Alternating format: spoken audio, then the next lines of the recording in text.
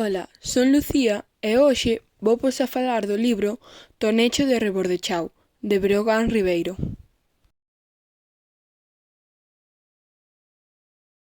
O protagonista desta historia é Antón, un rapaz orfo. Cando seus pais morreron, el foi vivir á aldea de Rebordechau, con seus avós.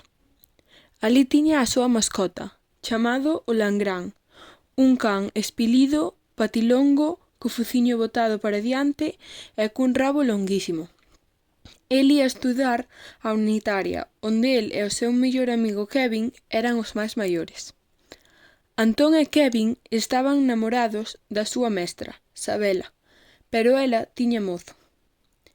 Antón vive historias alucinantes en Rebordechau, como a do home do unto, un asasino de Rebordechau, o día das eleccións, coa súa avoa e moitas máis.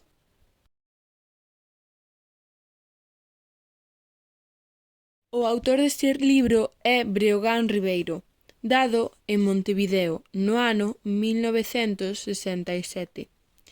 Escribiu libros como O asesino bífido, Olga e o dinosaurio e O fundimento do Titanic.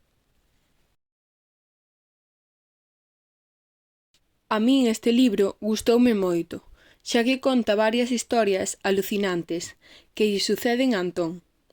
O meu persoaxe favorito é o Langrán, o can de Antón, xa que el é moi listo, aínda que a xente non o pareciaba.